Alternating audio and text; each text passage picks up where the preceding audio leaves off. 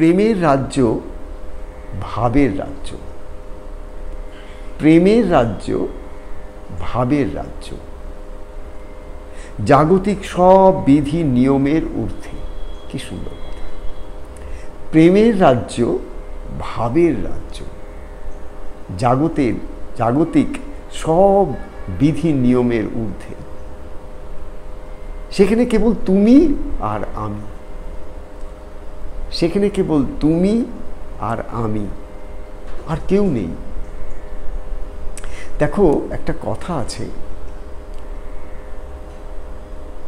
যে প্রেম একমাত্র সেখানেই সম্ভব যেখানে দেহবোধ নেই।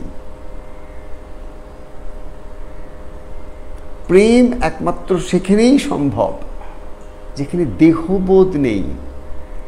মানে আমি দেহ, এই বোধ থাকা মানে হলো আমি আমার মনের ভূমিতে রয়েছি, আর মনের ভূমিটা অহংয়ের সঙ্গে যুক্ত হয়ে আছে।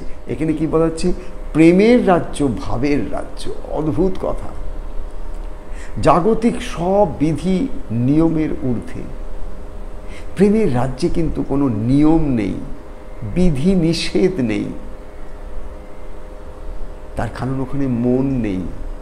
কি আছে, কি যে আছে সেটা বলবে কে? আছে একটা অদ্ভুত দিব্য অনুভূতি। এটা একটা এমনই অনুভূতি যেটা কোনো একটা ছোট্ট সীমায় সীমাবদ্ধ নয়। সব কিছুকে বেপে, সব কিছুকে নিয়ে একটা অদ্ভুত আনন্দের উৎসাহ। যে মনটা অনেক শুদ্ধ হয়েছে বহু সাধনার ফলে, দিনে দিনে একটু একটু করে আত্মনিবেদনের মাধ্যমে, দিনে দিনে সাধন ভজন ক্রিয়া, তার নাম জপ, এই সব কিছুর মধ্যে দিয়ে মন যখন একটু একটু করে মনের যে মলিনতাগুলো আছে, মনের মধ্যে যে সংসারের আসক্তি আছে, মনের মধ্যে যে ভ্রম আছে যে আমি সংসারে একদিন না একদিন নিশ্চয়ই সুখ পাব, এই যে মনের ধারণা, যে ধারণার বশবর্তী হয়ে প্রতিটা মানুষ সংসারে সুখী হওয়ার জন্যে কত চেষ্টা করে, কত কিছুকে সে জোগাড় করে, অ্যাকোয়ার করে, কিন্তু আলটিমেটলি দেখে সব কিছু সে করছে, কিন্তু মন সে যেন একটা বড় অবুঝ শিশু, বুঝতে চায় না। কি বুঝতে চায় না? বুঝতে চায় না ওর সত্যি কিসে ভালো আর ওর সত্যি কিসে মন্দ। এইটা যেন মন বুঝেও বোঝে না, শুনেও শোনে না, জেনেও জানে না। এ কি অদ্ভুত! কিন্তু অদ্ভুত হলেও সত্য, আমাদের প্রত্যেকের জীবনের বাস্তব সত্য। প্রেমের রাজ্য ভাবের রাজ্য, জাগতিক সব বিধি নিয়মের ঊর্ধ্বে। সেখানে কে আছে? সেখানে কেবল তুমি আর আমি। জানো, তুমি যখন একটু একটু করে মনের শান্ত ভূমিতে পৌঁছে যাও, সেখানে গিয়ে যখন তুমি ঠাকুরকে ডাকো, তোমার গুরুর সঙ্গ করো, সেখানে গিয়ে যখন তুমি ইষ্টকে আরও আকুল করে ডাকতে থাকো, ডাকতে ডাকতে ডাকতে ডাকতে মন যখন একটু একটু করে উঠতে উঠতে একটা সেই ভূমিতে যেখানে পৌঁছে যায়, সেখানে গিয়ে তোমার অনুভূতিটা কি জানো? তোমার সংসারের কেউ সেখানে পৌঁছাতে পারে না।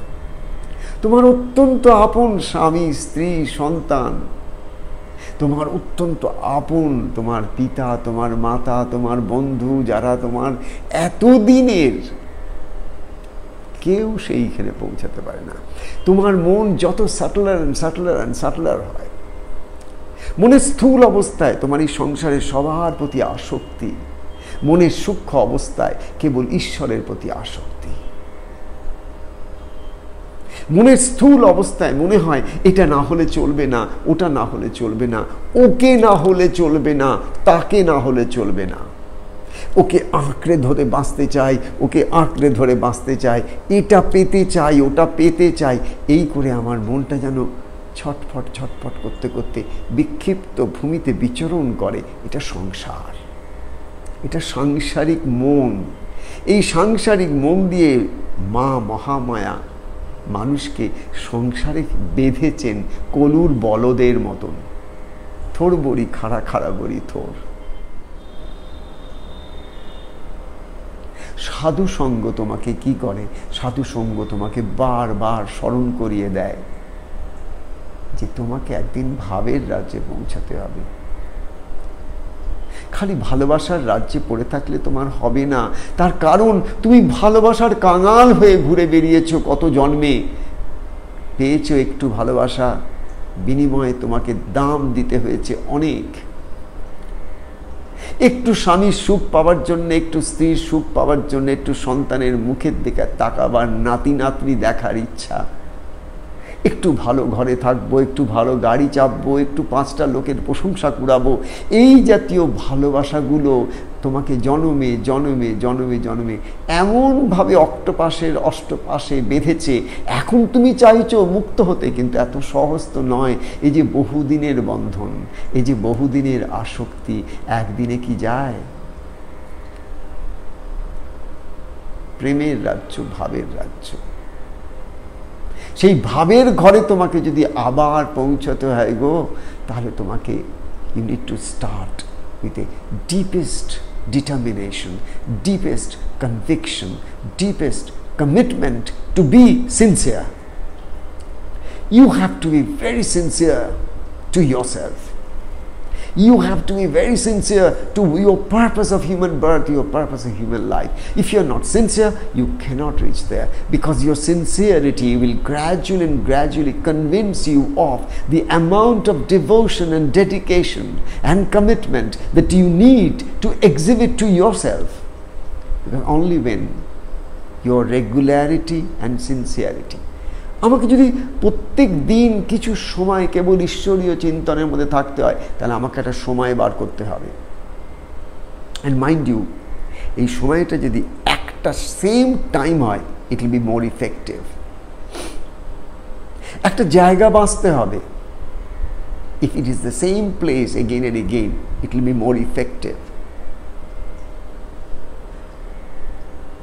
একটা মন্ত্রকে আমাকে বার করতে হবে, সেটা আমার গুরুদত্ত হোক বা আমার প্রাণ থেকে আসুক, আমি শাস্ত্র ঘেটে কোনো একটাও যদি পাই যেটা আমার প্রাণের, বা একটা ঈশ্বরের যে কোনো নাম যেটা আমার প্রাণের মধ্যে একটা সঙ্গীত নিয়ে আসে, আমাকে শান্ত করতে সাহায্য করে, সেই মন্ত্র একটা, 30টা নয়।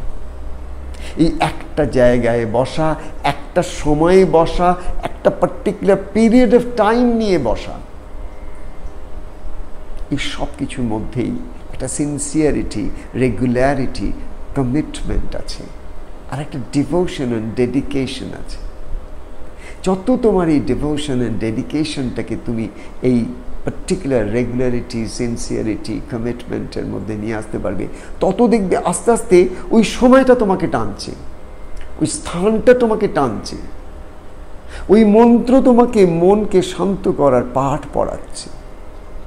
হঠাৎ কোনো ব্যাপারে তুমি ভীষণ অ্যাজিটেটেড হয়ে গেলে, একটা কোনো ব্যাপারে তোমার হঠাৎ করে মনের যে একটা শান্ত অবস্থা ছিল কোথায় উড়ে গেল, তুমি ভীষণ বিক্ষিপ্ত হয়ে গেলে, খুব কষ্ট পাচ্ছ, একটা কোনো শারীরিক বা মানসিক একটা কোনো একটা অবস্থা যেটা তোমার কাছে highly stressful, what do you do দেন?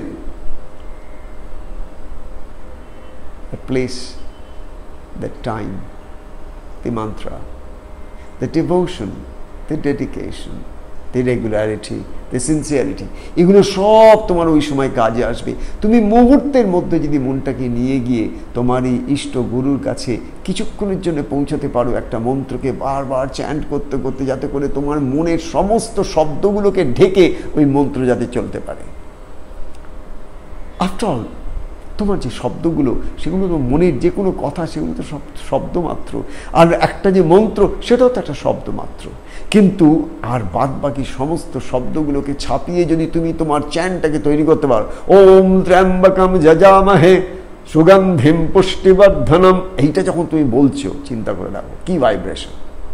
উর্বারুকমিব বন্ধনান মৃত্যুর মোক্ষে যমামৃতাৎ, এই যে একটা শব্দ তুলছো তুমি মনের জগতে, ওম নমো নারায়ণায়, ওম নমঃ শিবায়, এগুলো এই যে ভাইব্রেশনসগুলো একটু স্টাডি করো। What's the difference? তোমার মনের যে তরঙ্গগুলো আসছে, তোমার মনের যে সাংসারিক বিক্ষিপ্ততার যে সমস্ত শব্দগুলো তোমার মনকে বিক্ষিপ্ত করে দেয়, চঞ্চল করে দেয়, that which makes you restless. সুতরাং তোমাকে একদিন না একদিন সেই ভক্তি ভাবের রাজ্যে যেতে হবে, যেখানে তুমি আর আমি, আর কেউ নেই। সেখানে কেবল তুমি আর আমি 5 মিনিটের জন্য বসবো, সিনসিয়ারিটিটা একটাই, সেখানে তুমি আর আমি। আর যদি সেখানে আর 5 জন কেউ প্রবেশও করে, আমি তাদের মধ্যে তোমাকে আরোপ করব, হয়তো এটার মধ্যেই তুমি আমার কাছে এসছো। ওকে, আই বিকাম মাইন্ডফুল। আমি ভাবছিলাম বসে যে আমি তোমার কথা চিন্তা করব, আর তোমার কথা চিন্তার বদলে আমার মনের জগতে এলো কি না, এলো একটা সমস্যা, এলো কোনো আর একটা মুখ, এলো কোনো আর একটা কোনো বিষয়, যেটা খুব একটা মধুর নয়। কিন্তু সেই সময় আমি যদি জেগে থাকি, অ্যাটলিস্ট আমি ওকে ওয়াচ করে আমি বলবো, তোমার মধ্যেও আমার তিনি আছেন। আমি তোমাকে বড় করে দেখছি না, আমি তোমার মধ্যে তিনিকে বড় করে দেখছি। So basically the idea is how you can gradually train your brain to think beyond its own box. How you are very, very committed in your practice of transcending, of crossing the thresholds that you have set for yourself. কি করে তুমি তোমার নিজের বদ্ধ সংস্কারগুলো, যেগুলো তোমাকে বেঁধে মারছে রোজ, তার থেকে একদিন না একদিন এই বদ্ধ সংস্কারের রজ্জুগুলোকে তো তোমাকে কাটতেই হবে। তোমার ওই কে কেটে দেবে? একটা মা সন্তানকে মানুষ করার জন্যে শিশুকে কতদিন মুখে খাওয়ায় গো? কতদিন তাকে স্তন্যদুগ্ধ পান করায় আমাকে বলো? শিশু অবস্থাতেই তাকে স্তন্যদুগ্ধ পান করানো হয়, শিশু অবস্থাতেই তাকে ভাত মেখে বা কি কোনো খাবার দাবার তাকে মেখে মুখের মধ্যে খাইয়ে দেয়। সন্তান যেদিন বড় হয় তারপরে কি আর মা সেটা করে? কতদিন? Ultimately you have to be on your own. তোমাকে নিজেরটা নিজে খেতে হবে, নিজেরটা নিজে চেবোতে হবে, নিজেরটা নিজে ভক্ষণ করতে হবে, নিজেরটা নিজে তোমাকে এবং কি হজম করতে হবে। all everything then starts with you, ends with you. This is practicality. Let's face the practical reality. প্রেমের রাজ্য, ভাবের রাজ্য, এটা হচ্ছে আজকের দিনের, আজকের কথা, সাধু সঙ্গের।